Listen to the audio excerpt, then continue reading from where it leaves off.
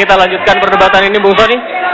Jadi begini, saya senang sekali ya kalau memang partai-partai yang hadir di sini punya sikap yang tegas anti kapitalisme. Saya kira yang hadir di sini harus tepuk tangan dulu semua lah. Nah, Jadi, tapi sorry justru, saya potong. Sampai sejauh ini, Ya. ini kan cerita di atas panggung Ya. sekarang menjelang pesta. Selama ini partai-partai itu bagaimana sikapnya menurut justru Anda? itu saya akan masuk ke sana. Ya, oke, mantap. Justru yang jadi masalah adalah dari tadi kan Bung Didi terutama berkali-kali menyebut lobby begitu ya.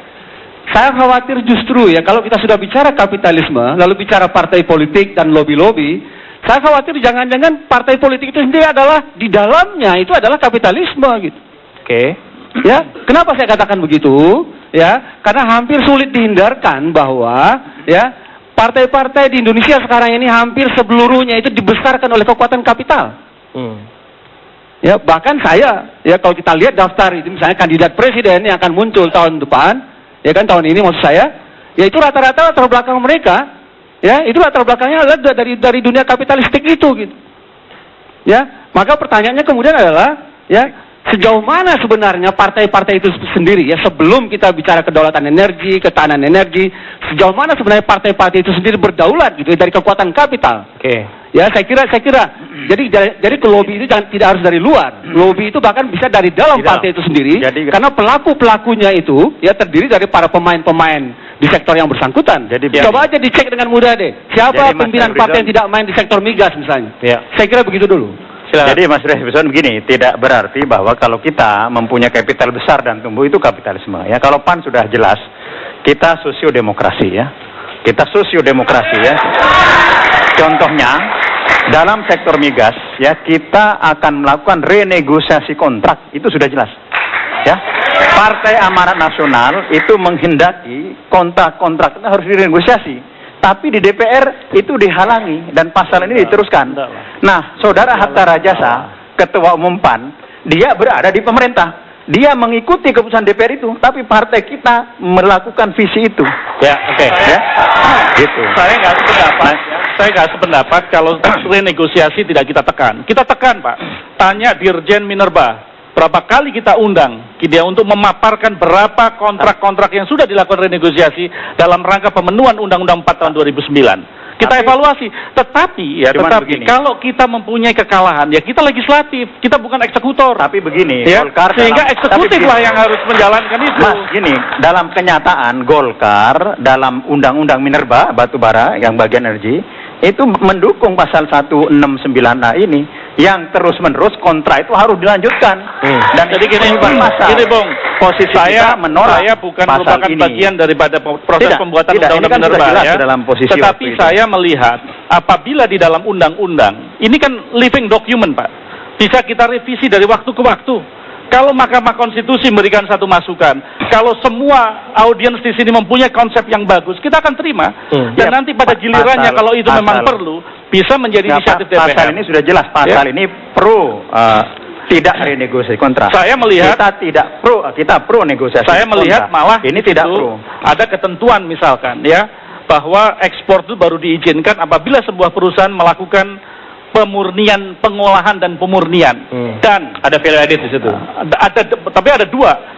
Pengolahan itu tidak serta-merta sebetulnya jelek karena pengolahan bisa mengupgrade dari raw material tadi pada tingkatan sampai 80%. Tetapi 170 ini itu mengatakan selagi dia belum memurnikan tidak boleh.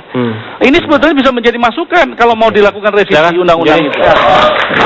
Yang menarik, coba dicek siapa ketua-ketua umum partai atau elit partai ya, atau yang ada ini yang yang dekat atau yang katakanlah dihidupi daripada katakanlah untuk mengatakan. Saya kira kita lihat dari Partai Demokrat, saya kira jelas semua Profesor Budi Santoso, Hadi Utomo, Anas ada masalah sekarang. Saya kira terlalu jauh kepada Partai Demokrat, terlalu jauh. Kantornya aja kita belum punya Partai Demokrat. Jadi untuk Demokrat terlalu jauh soal katakanlah kapitalisme untuk menyangkut diri. Saya kira Bung setuju untuk itu. Untuk Partai Demokrat, soal elit partainya. Saya senang mendengar bahwa kelihatannya kesepahamannya mendekati kok. Bahwa ini konsisten dan kedaulatan energi. Tinggal caranya yang beda-beda. Pertanyaan saya sebenarnya adalah, karena ada Undang-Undang Dasar 45 pasal 33, tapi realitasnya bahwa energi itu harus diusahakan. Pertanyaan saya, bentuk usaha seperti apa yang masih diterima pasal 33 dan kedaulatan itu ada. Karena ini butuh sekali konsistensi, karena investasi untuk energi itu jangka panjang sekali. Dan kalau tidak konsisten, maka kira-kira bentuk pengusahaan apa ke depan? Begini, untuk pengusahaan energi, karena pasti diusahakan, Pak. Bentuk pengusahaan energi yang sesuai konstitusi, mari kita kembali ke sejarah supaya mengikuti deklarasi Juanda yang melahirkan yang mengeluarkan Perpu itu isinya membatalkan undang-undang pertambangan zaman kolonial. Diganti dengan Perpu yang disahkan oleh DPR menjadi Undang-Undang Nomor 44 PRP tahun 60. Intinya satu, kekayaan di perut bumi itu milik negara. Betul. Hanya pemiliknya yang boleh menambang. Dalam hal perusahaan negara yang diserahkan mengelola, lalu tidak punya teknologi, tidak punya dana, boleh dia diizinkan kerjasama dengan asing sebagai kontraktor. Pemerintah tidak boleh berkontrak. Nah, kalau ini kita terapkan, saya yakin ini ada dana begitu besar yang bisa dihimpun oleh perusahaan negara untuk membangun infrastruktur, untuk mendorong pertumbuhan ekonomi double digit. Bayangkan, kalau nilai... Sebentar, saya tanya dulu, kalau misalnya kondisi sekarang sudah seperti ini, kontrak karya di mana-mana, bertebar di seluruh Indonesia, apa yang akan dilakukan? Apa yang harus dilakukan? Batalkan semua? Bentuk undang-undang baru. Membatalkan itu semua? Batalkan undang-undang yang bertentangan konstitusi. Oke. Bentuk... Ya, yang maksud Bapak Kurtubi sebentar, Pak. Ini kan, apakah di sektor mineral? Semuanya. Migas dan mineral. Migas dan mineral sama. Karena kalau milik negara. Nah, kalau itu milik negara, ya, hanya negara yang boleh mengagunkan. Nah, itu bisa perang loh kita itu. Ya, kalau setuju ya, negara akan memperoleh dana yang sangat besar. Saya ingin sebenarnya Pak Nursi melanjutkan sedikit penjelasannya sehingga kita esensi kedaulatan itu menjadi tujuan kita berdasarkan rujukan undang-undang, ya Pak ya. Bentar. Anda nggak boleh ngelempar gitu. Anda kan bukan moderator. Tanya dulu. Jadi begini, Anda setuju nggak dengan Pak Kurtubi? Begini.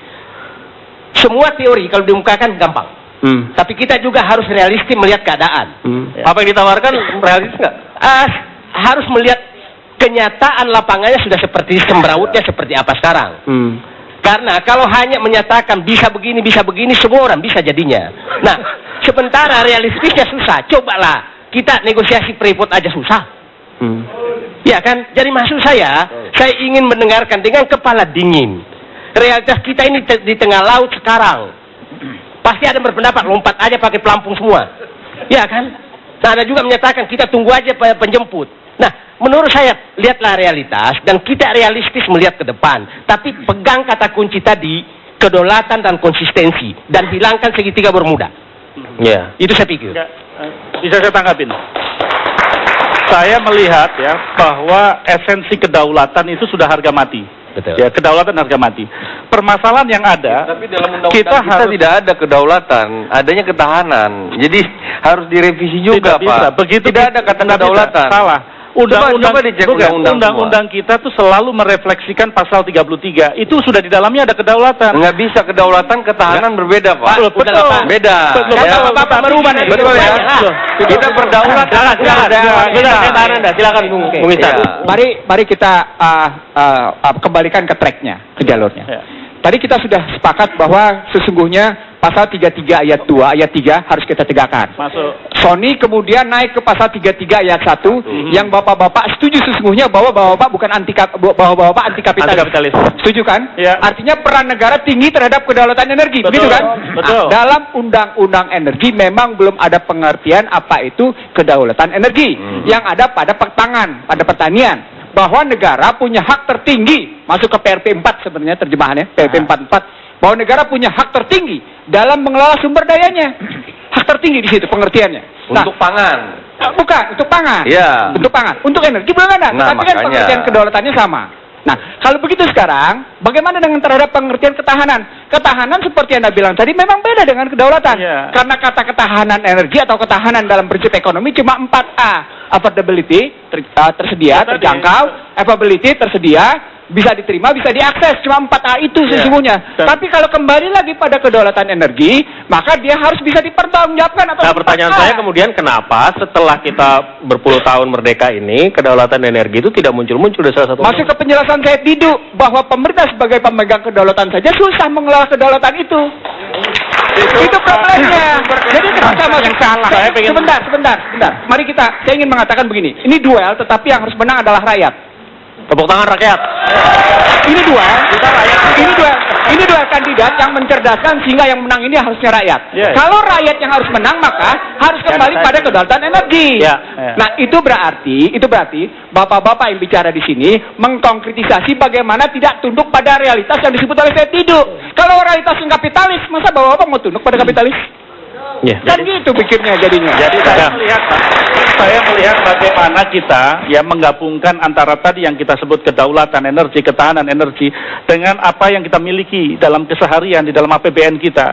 Untuk infrastruktur aja 15% Pak dari APBN. Bagaimana kita bisa mengelola migas secara mandiri kalau kita tidak ada keberpihakan di sini? Makanya saya ingin masukkan di sini bahwa bagaimana tipe kontrak yang ada, baik itu migas ataupun minerba tanpa mengorbankan kedaulatan. Dengan keterbatasan kita terhadap APBN yang kita miliki. Sorry, Kalau saya potong. Ya. Bicara tentang kedaulatan dan lain sebagainya, kita bicara tentang subsidi dan lain sebagainya itu tetap saja di balik itu semua tetap ada hengki-pengki yang membuat kita miris pada akhirnya. Ini orang ngurusin kita nggak sih sebenarnya kita sudah pilih, nggak taunya akhirnya bukan ke Senayan, 2 tahun di Senayan, sisanya di Kuningan gitu ya, maksudnya di ujung sana di KPK begitu. Nah ini kita akan bahas juga lah gitu, bagaimana komitmen bapak-bapak sekalian Gini, Mas. supaya anti korupsi, anti sogok, anti suap dan lain sebagainya. Tetaplah bersama kami akan kembali sesaat lagi.